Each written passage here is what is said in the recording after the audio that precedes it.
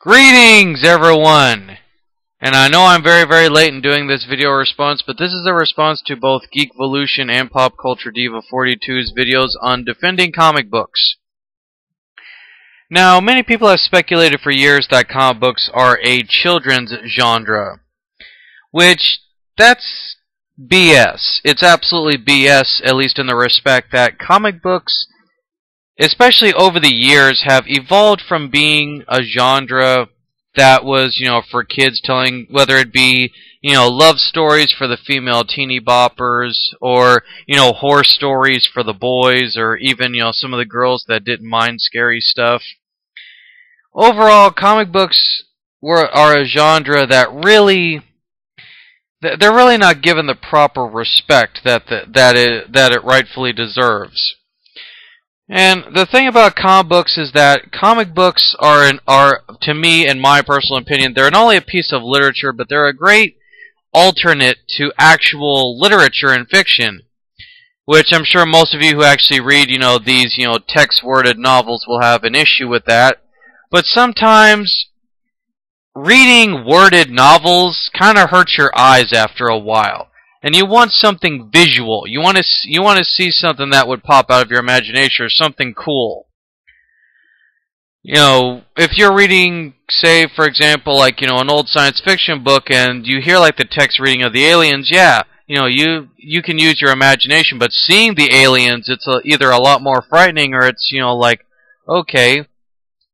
But the great thing about comic books is that they follow many different genres as well. Comic books can be, like horror, drama, suspense. And as the pictures are rolling up here, they could also deal with, fantasy. I.e., characters from Robert E. Howard's universe.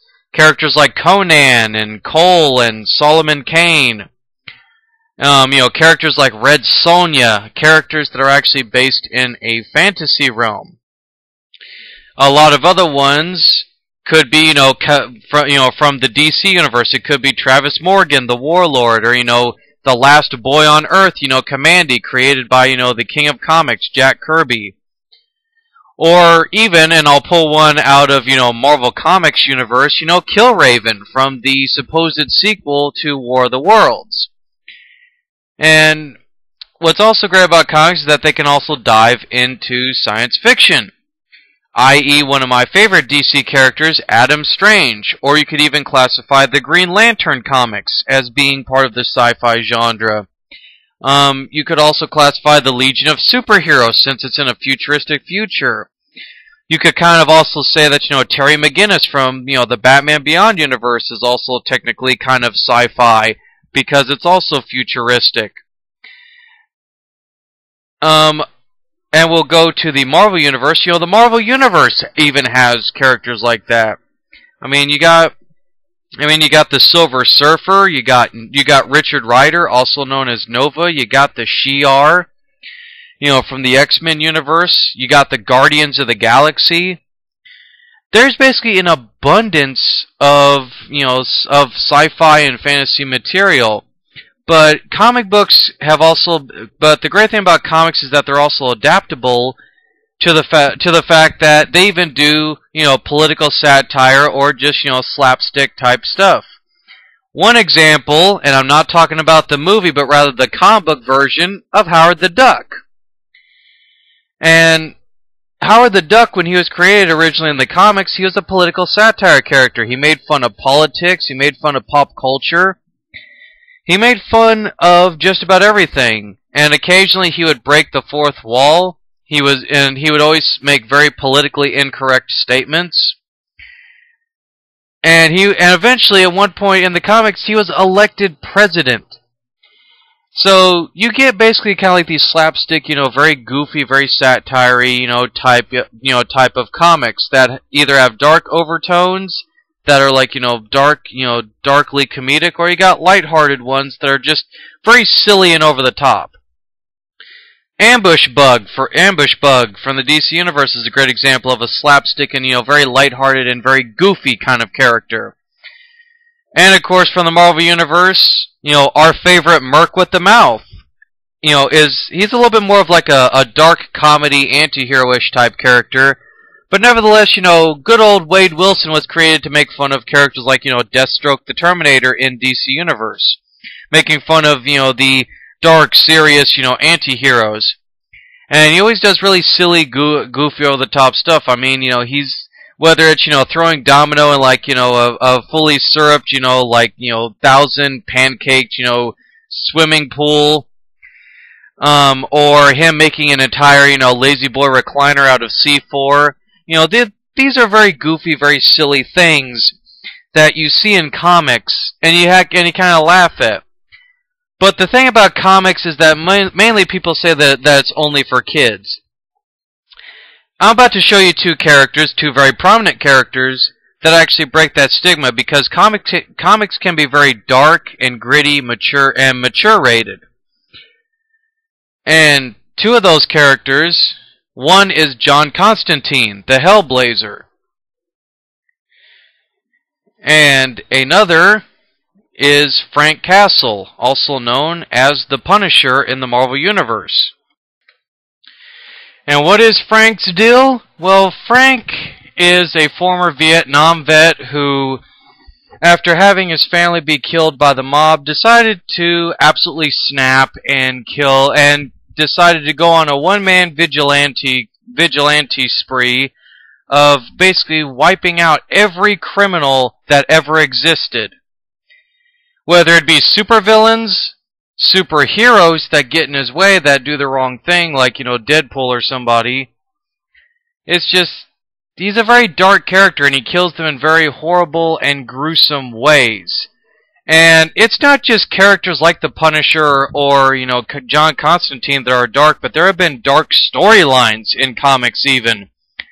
A great example of this is one of my absolute favorite, Marvel storylines, but also one of my favorite Iron Man stories, which is Demon in the Bottle. This is a very dark story in the fact that Tony Stark has become an alcoholic. He's come to rely on alcohol as a means of dealing with all the stress and pressure that he has to deal with, not only as Iron Man, but as a superhero. And this was a very dark storyline in the fact that, Tony was slowly starting to slip more and more into despair, and was hitting the bottle harder and harder. So much so that he actually was incapacitated as Iron Man there for a while. And the great part about this story was the fact that we see Tony rise. He actually eventually, at the end of this story arc, actually beats alcoholism. And that's very great for when you're emotionally invested in a character, because not only do you love this character as a hero, but you start to love them more as a person, and you don't just root for them against the bad guys, but you root for them against their own personal demons. The things that they keep locked away that they're very insecure about. So, comic books are very good in the fact that they get you emotionally involved with these characters that, in some way, shape, or form, you're also emotionally attached to, or that you feel that is very much like you. Another great example is, very sad or very dark storylines. One of these is Crisis on Infinite Earths, one of my absolute favorite DC event stories. Because in this storyline, the multiverse itself in DC is being destroyed by the Anti-Monitor. And there's very sad moments in this, i.e., Barry Allen the Flash sacrificing himself to reverse, the chain of events that would have basically utterly destroyed the entire multiverse. Supergirl from Earth 1 being killed, if I remember correctly, and many, many other arcs. And this would eventually create the New Earth continuity.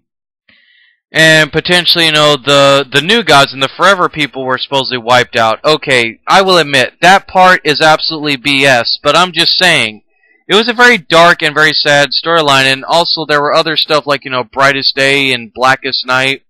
These stories that, they make you cry, simply because, you start to see these characters, no matter how lesser known they may be, that you've actually liked, that you're very intrigued by, and when you see them get killed off, and you also see villains rise, like from Crisis on Infinite Earths, we had Superboy Prime actually show up.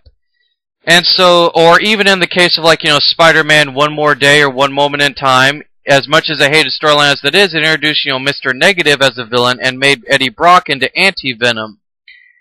So comic books very much can change and adapt stuff, even from the worst of storylines. However, sadly, as this image here shows, this is the current state of comics. Yeah, we gotta be badasses. We gotta try to, go to all the hormonally, like, Jersey Shore, steroid-induced, neurotic, cavemen, and, people that love, blood, tons of blood and sex and violence.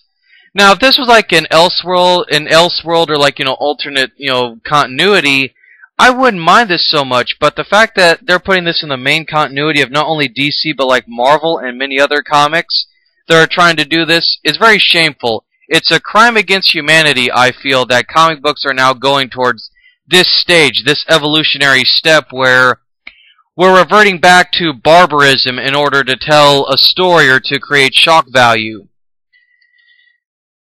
Honestly, comic books, the way that I remember them is that, comic books are a great and beloved genre, and they should be that.